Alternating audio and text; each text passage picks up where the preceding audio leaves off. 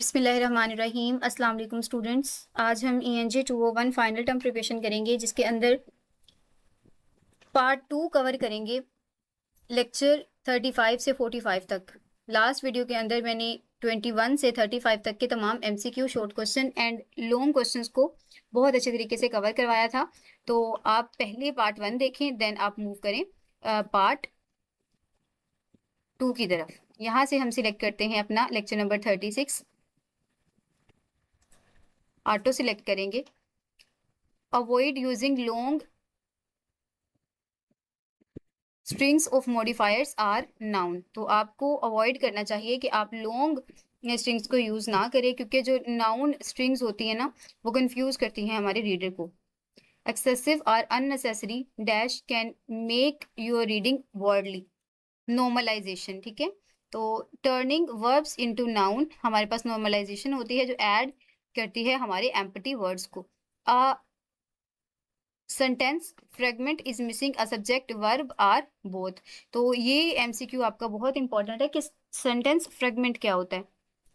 Never link two independent clause with just a comma. तो कभी भी दो इंडिपेंडेंट क्लॉज को सिर्फ कोमा के साथ ज्वाइन नहीं करना चाहिए।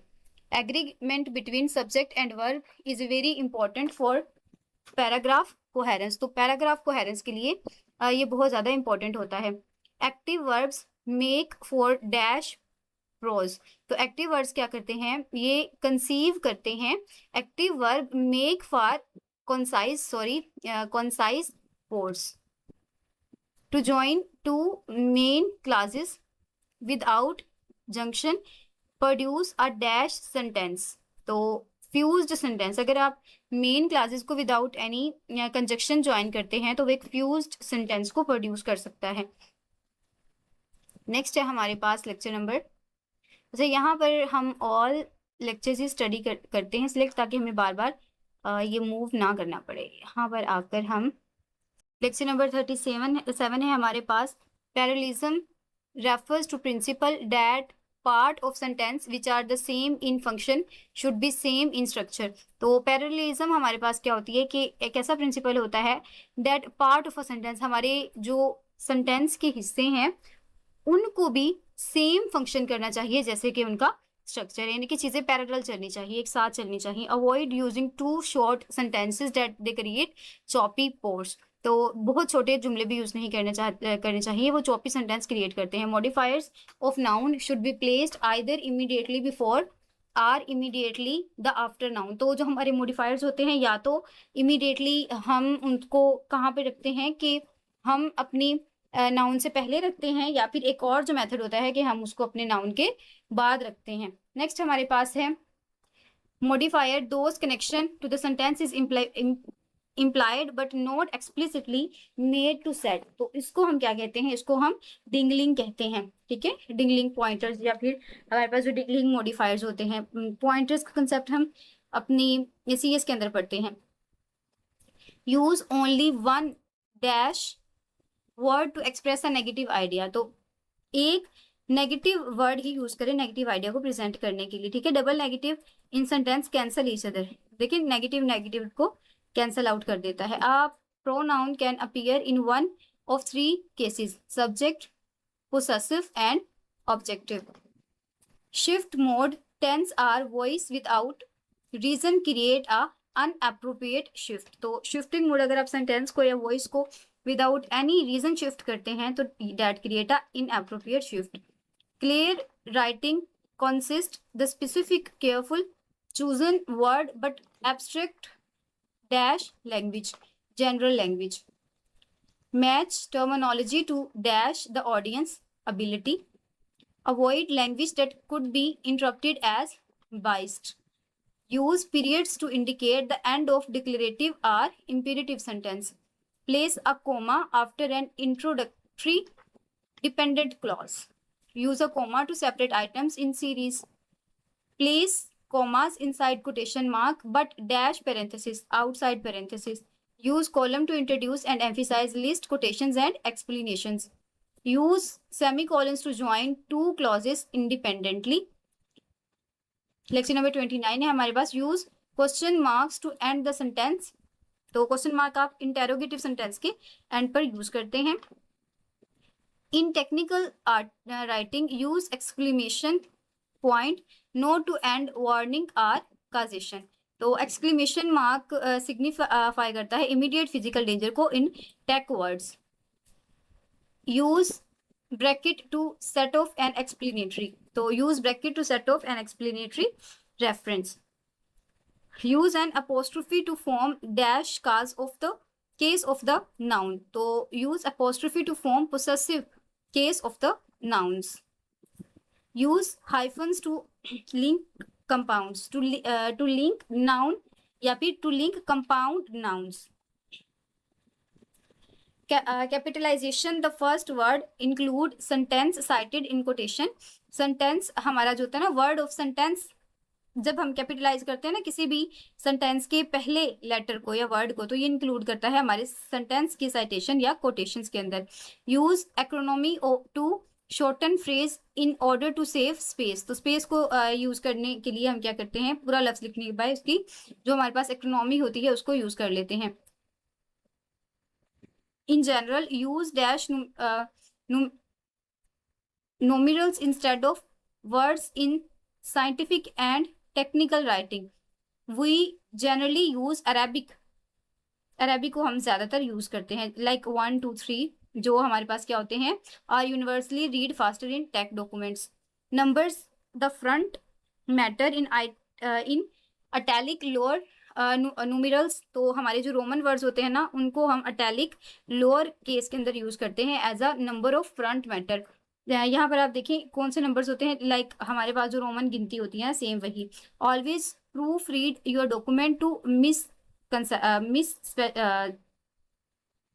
स्पेलिंग्स. ठीक है, तो आप हमेशा अपनी जो डॉक्यूमेंट होता है उसे पढ़ा करें ताकि कोई भी स्पेलिंग गलत ना हो. The term earth, sun and moon are often capitalise, not capitalise. जो हमारे पास सन है, मून है, उसको हम कैपिटलाइज नहीं करते. Don't capitalize medical term except any part of consist of the proper noun. तो मेडिकल जो टर्म्स होती हैं उनको भी हम कैपिटलाइज नहीं करते. इन केस के हमारा कोई प्रॉपर नाउन आ जाए तब हम कर देते होते हैं. नेक्स्ट हमारे पास है speaking and listening communication skills we use most. You spend over your communication time listening half. तो आप हाफ टाइम किसके ऊपर स्पेंड करिए, for your communication time listening के ऊपर. यानी कि active listening takes up majority of interaction. अगर आप अच्छा सुन सकते हैं तभी आप अच्छा डिलीवर भी कर सकते हैं. तो एक अच्छा लिसनर होना बहुत अच्छी बात होती है. The goal of content listening is to understand and retain information. तो हमारा गोल क्या होता है, अंडरस्टैंड करना और रिटेन करना इन्फॉर्मेशन को. Critical listening usually involve some sort of problem solving और decision making. Active listening is a skill that can be acquired and developed with the practice. तो एक्टिव लिसनिंग को हम प्रैक्टिस से achieve कर सकते हैं. A bad listener turns out dry subject, a good listener opportunities. To signal your listening you can react responsively with hair nods. ठीक है, आपने जो नोड्स होते हैं ना, head nodes universally non verbal science of listening. जैसे आप teacher का लेक्चर सुन रहे होते हैं और आप अपना सर हिला रहे होते हैं या फिर उनको एक्सप्रेशन ऐसे बना के दिखा रहे होते हैं जैसे आपको सारा समझ आ गया क्लास के अंदर. Planning and interview is similar to planning any other form of communication.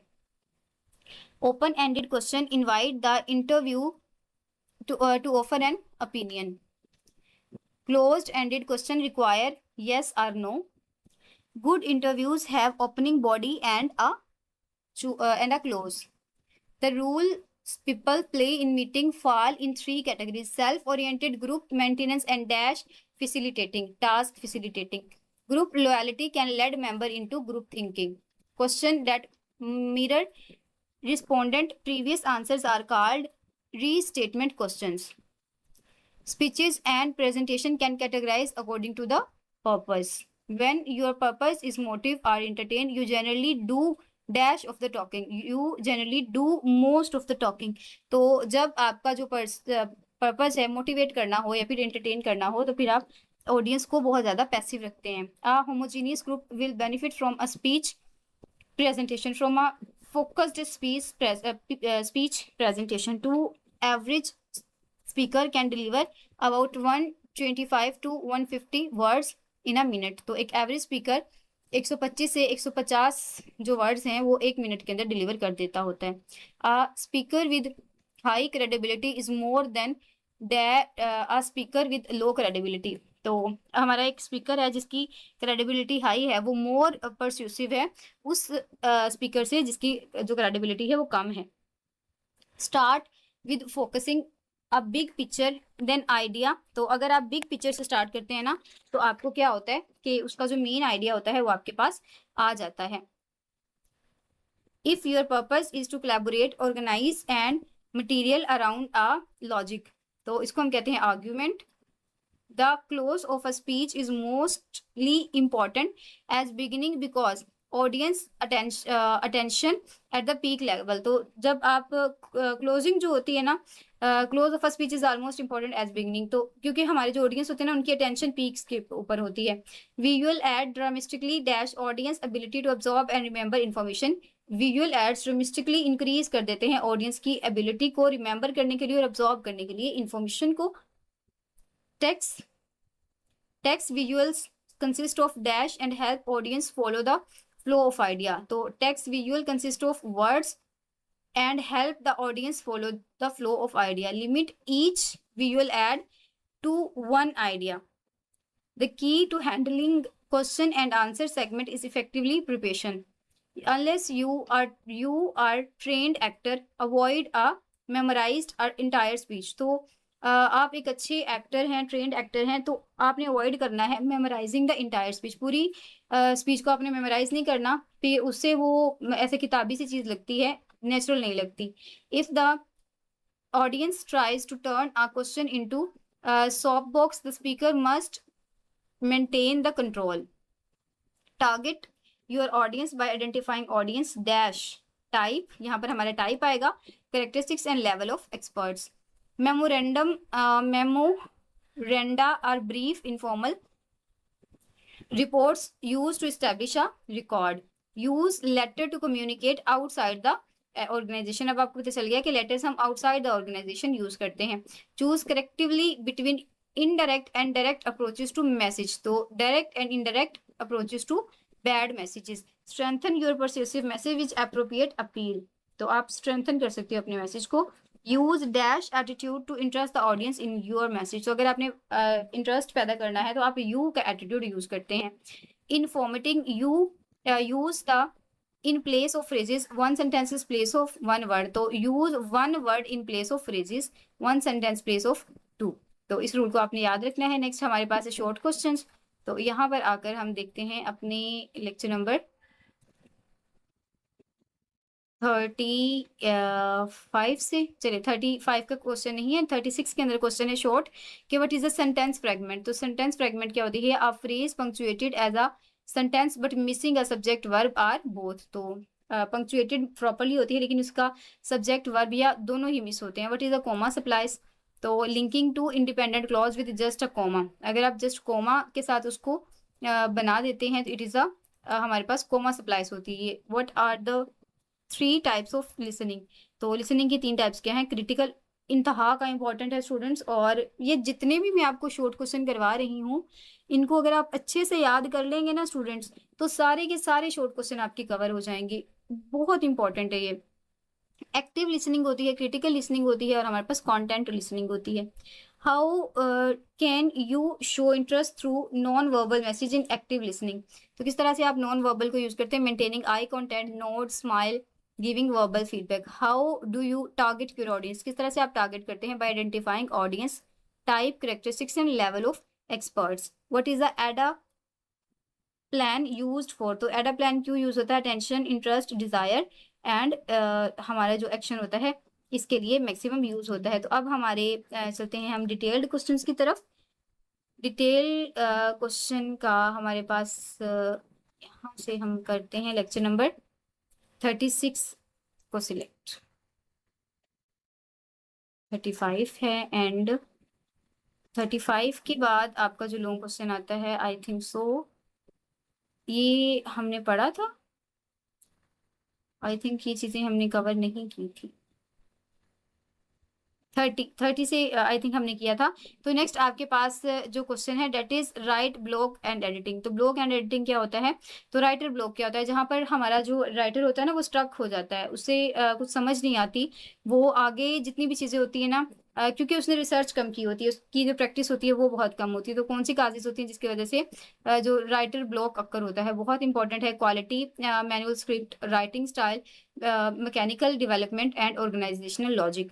तो नेक्स्ट हमारे पास है डेवलपिंग पैराग्राफ डेवलपमेंट टेक्निक्स। हमारे पास क्या होती हैं? Name and explain 4 methods of paragraph developing techniques in used in a business writing. तो बिजनेस राइटिंग के अंदर हमारी एग्जाम्पलिफिकेशन यूज होती है, नरेशन एंड प्रोसेस यूज होता है, analogy cause and effect use होता है, and last one is a classification and division use होती है। और ये इंपॉर्टेंट क्यों है? Because using specific development patterns ensure the program has unity and coherence, making complex technical concept easier digestible for the reader. Next हमारे पास है कि टाइप ऑफ लिसनिंग कितनी होती है, आपने 3 टाइप्स बतानी है और इनके गोल्स को बताना है।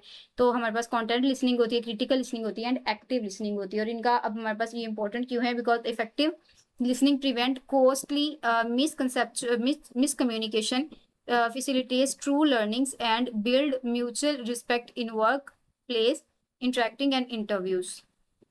नेक्स्ट आपके पास है प्लानिंग स्पीच एंड प्रेजेंटेशन। तो आप किस तरह से प्लान कर सकते हैं, किस तरह से आप उसको प्रेजेंट कर सकते हैं। कि the step in prepare speech specially analyzing the audience and organizing the outline.